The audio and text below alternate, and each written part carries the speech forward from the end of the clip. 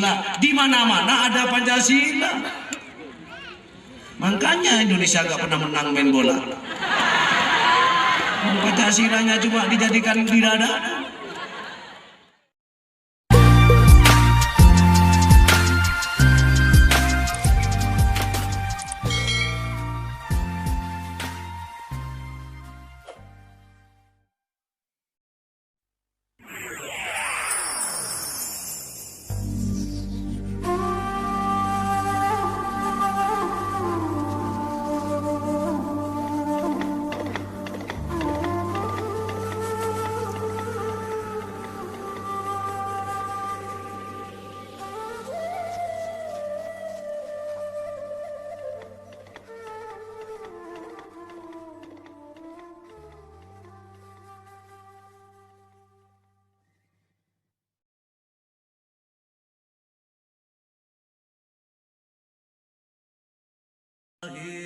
Wabarakatuh.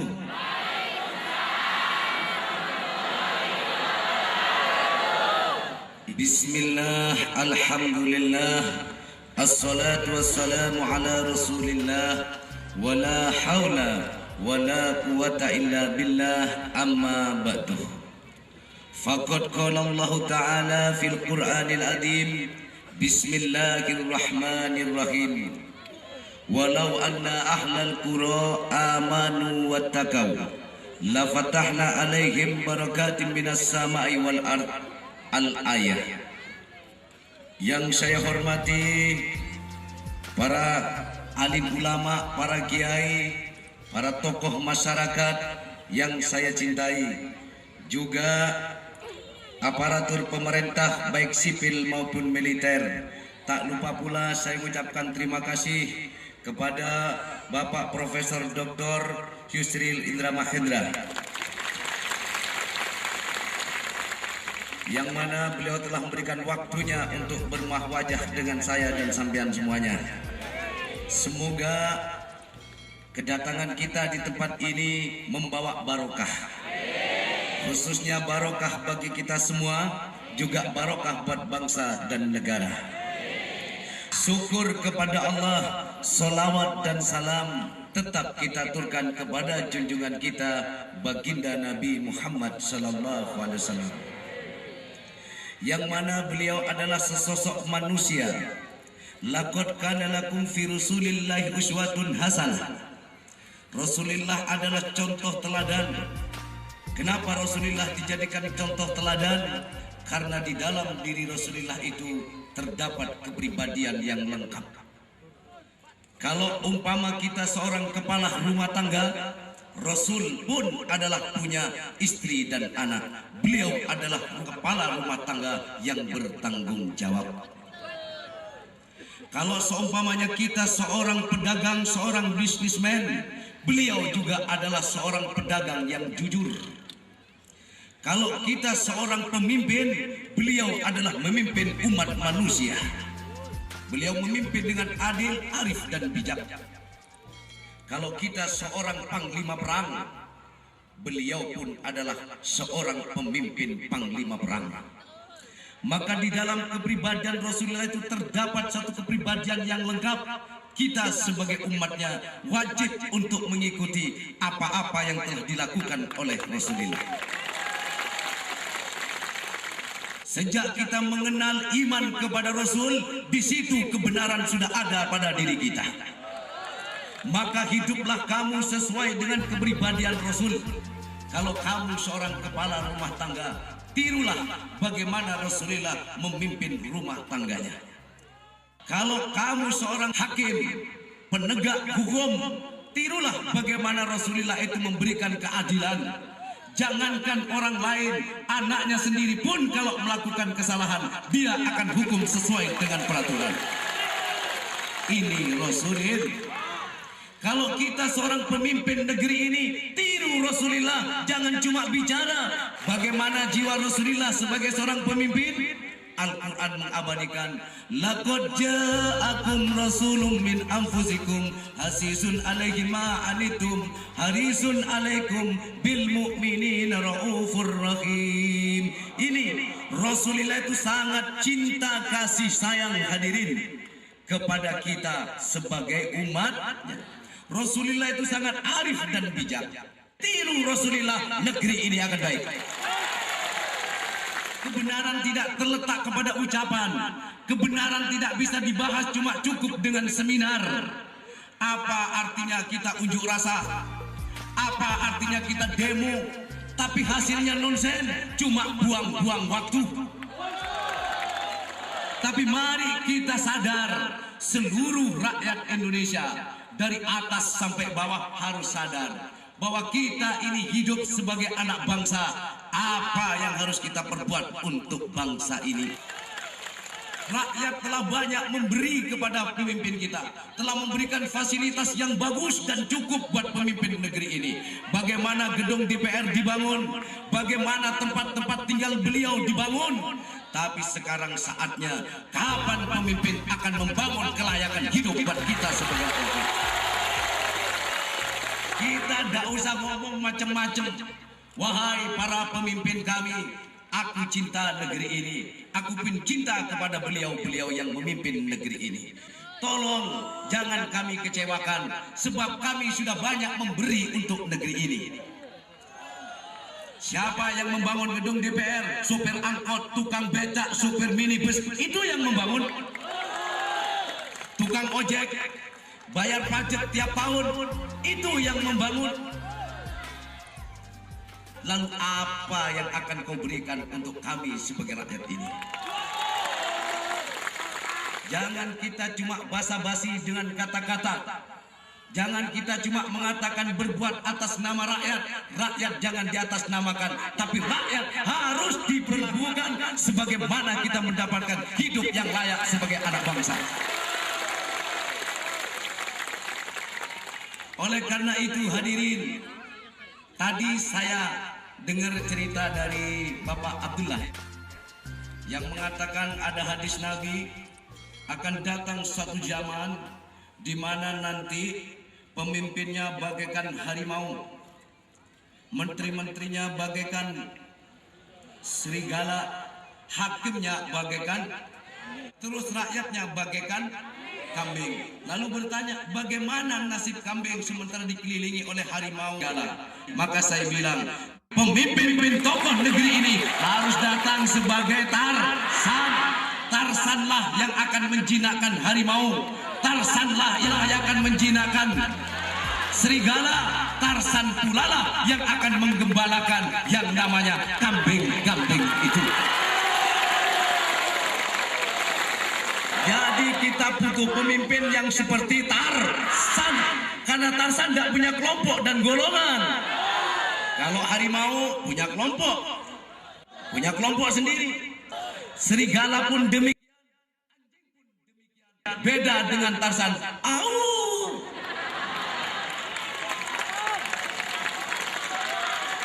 Sebab yang dimakan Tarsan itu, dia akan mementingkan yang dikembalakan ketimbang dirinya. Itulah Tarsan.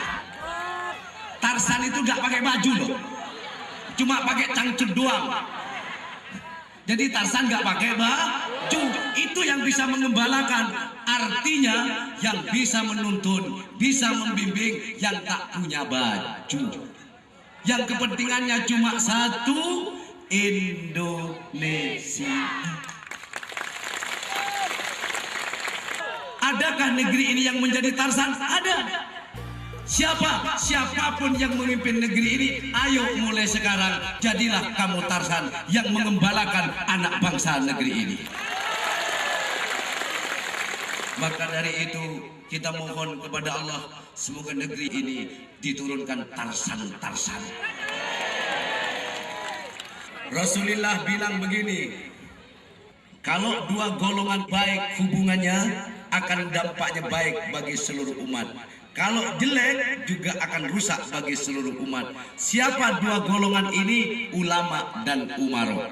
Karena negeri kita ini bukan negeri Islam, banyak agama-agama lain, maka seluruh tokoh agama itu harus ada keharmonisan antara tokoh agama satu dengan lainnya. Dengan pemimpin negeri ini harus ada keharmonisan kalau ingin baik. Kenapa kok terjadi bentrok sana sini? Kenapa kok terjadi perang antar negara? Kenapa kok harus terjadi perang antar bangsa, antara manusia, perang antara ideologi? Kenapa ini kok terjadi? Karena yang terjadi saat ini bukan krisis iman, bukan krisis moral, bukan krisis politik, tapi krisis cinta. Oleh karena itu Abah pernah bilang, akidah boleh berbeda, suku boleh beda, bahasa boleh beda, tapi Indonesia tetap milik kita bersama.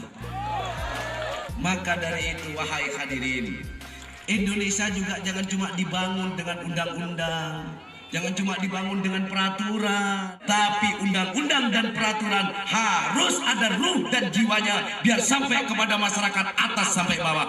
Apa ruh dan jiwanya? Yaitu cinta.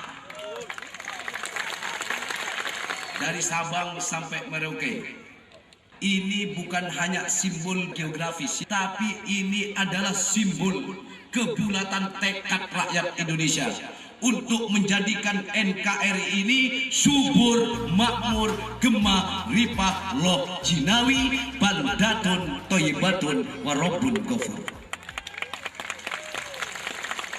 Jadi harus ada tekad yang sama antara yang memimpin dengan yang dipimpin. Kita tidak bisa hanya menumpukan kepada presiden, kepada pemimpin negeri ini untuk menjadikan negara ini baik. Tidak bisa.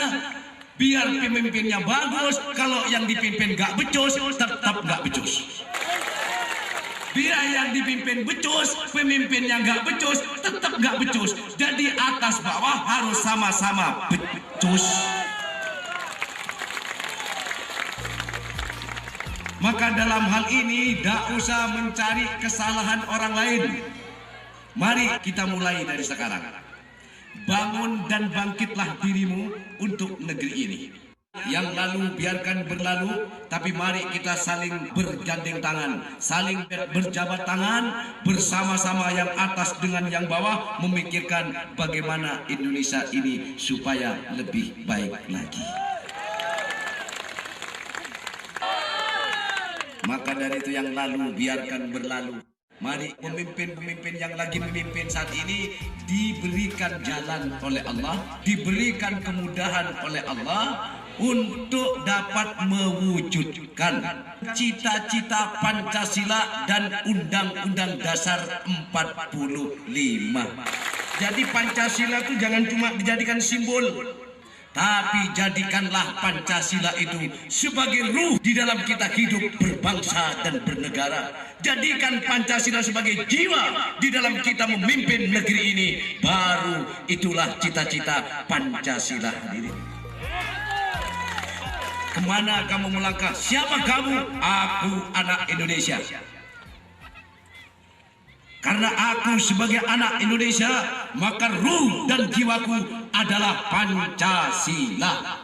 Kalau sudah ruh dan jiwanya Pancasila, ketemu dengan saudaranya yang lain, siapa kamu? Aku anak Indonesia. Mau berantem? Gak jadi, sama-sama anak Indonesia. Di dadamu ada Pancasila, di dadaku juga ada Pancasila. Masa Pancasila dengan Pancasila bentrok? Rontok dong nanti bulunya.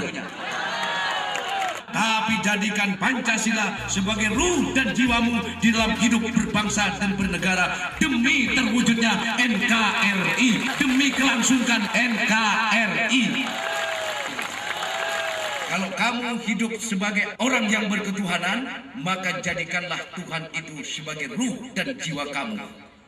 Kalau kamu hidup sebagai anak bangsa, jadikan Pancasila itu sebagai ruh dan jiwa kamu. Pertama, Pancasila bagaimana bunyinya? Pertama, ketuhanan yang Maha Esa. Berarti kita sadar yang penting di Indonesia itu berketuhanan, percaya adanya Tuhan. Sebab Indonesia bukan negara komunis, bukan negara yang tidak bertuhan. Indonesia negara yang berketuhanan. Maka wajib seluruh rakyat Indonesia untuk percaya adanya Tuhan. Yang kedua, kemanusiaan yang adil dan beradab. Mari kita junjung nilai-nilai kemanusiaan.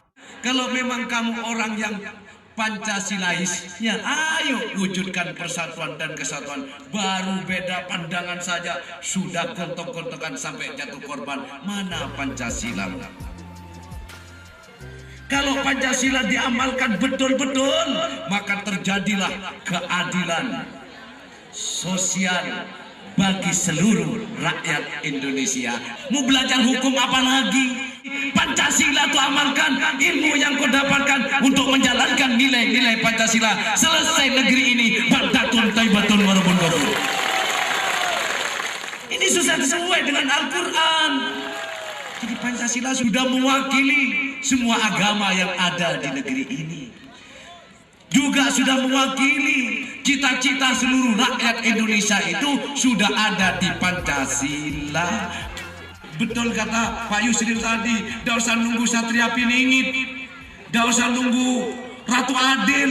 Negeri ini sudah ada satria-satrianya. Siapa? Pemimpin-pemimpin negeri ini, tokoh agama, tokoh-tokoh politik. Itu satria-satria Piningit. Jadilah kamu satria-satria yang betul-betul mengamalkan Pancasila. Beres. Gak usah sekolah nang Amerika, sekolah nang Pancasila beres wis. Gak usah sekolah ke Kairo, sekolah jauh-jauh, Pancasilanya nggak diamalkan. Katanya anak bangsa, Pancasila cuma dicandolin doang.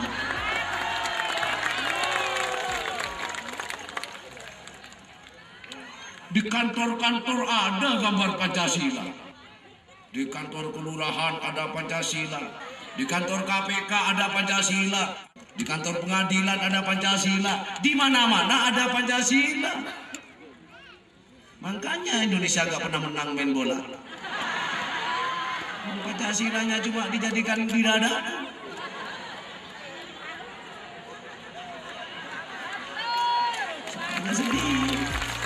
Jadi kalau Indonesia main bola tuh ingin menang Pancasila, harus jadi jiwa dan ruhnya di dalam hidup berbangsa dan bernegara. Allahumma sholli ala Muhammad. Jadi kalau nanya, apa temanya? Tiba saatnya kebenaran datang. Apa itu kebenaran buat negeri ini? Pancasila. Pancasila. Akulah pendukungmu, patriot proklamasi, setia berkorban untukmu.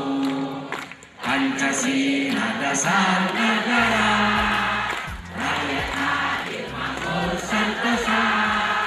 Pribadi bangsaku, ayo maju, maju, ayo maju, maju, ayo maju, maju. Pancasila dasar negara, rakyat adil makmur. Bagaimana adil makmur kalau nggak Pancasila? Jadi benar kata Pak Yusril tadi, tidak usah ke Amerika, bangsa lain tidak usah, sudah kita sudah punya Pancasila. Inilah titik tolak untuk kita menuju keadilan, kemakmuran yang merata. Cukup langkahlah bersama Pancasila, berbuatlah bersama Pancasila.